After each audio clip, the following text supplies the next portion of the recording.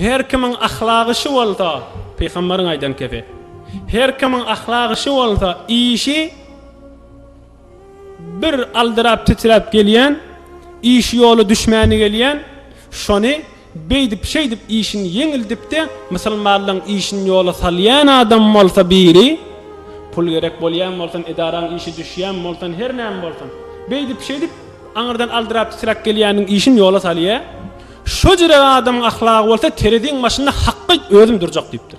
Eger sogaby kän gelse gowdat diýipdir. Sogaby kän bolmasanda şu şefaat edip oturjak, te sogaby kän bolup da cennete gaşyn ogurýança diýipdir. Olu qanlat imanynda dönen elimizden geleni edeýin. Her kim musulman doganyň işini bitirmege höwes bolup ahlakı şu bolsa, şu terediň başynda hökmen özüm oturjakdyr diýipdir. Ve minnan nebeter, in ulaqan ahirqisi dikkat edin.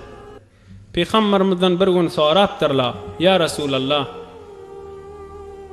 hi bolarmy bir adam oğlanyň şoňy yetim goýup, zinanasyny dul goýup, kafirlik bilen urşup şehit bolýa, şoň derejesinde sogaplylar barmy diýip sorapdyrlar.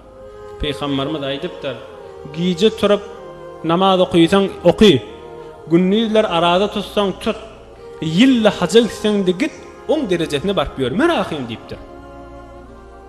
Hudaý ýoluna jihad et ýani. Şeýli Hudaý ýoluna jihad et ýanyň derejesi kän molle. Onunla Peygamberimiz näme diýipdir?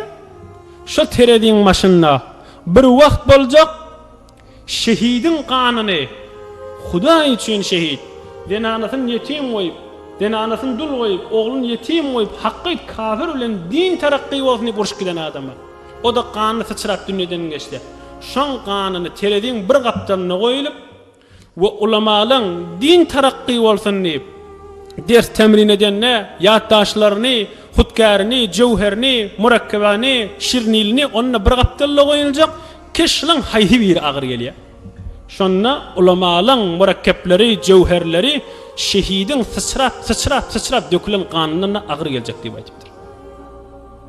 Din tarakki bolsun, musulmanlara ilm gerek diýip de ýazanlady, şehidin qany sıçrananna ol murakkab ýazýa, hutkar ýazýa, şoň erzişi kän bolup düşýär diýipdir. Waqan şu hadis bilen oglum bolsa durşuny hemmesini mollada amaly.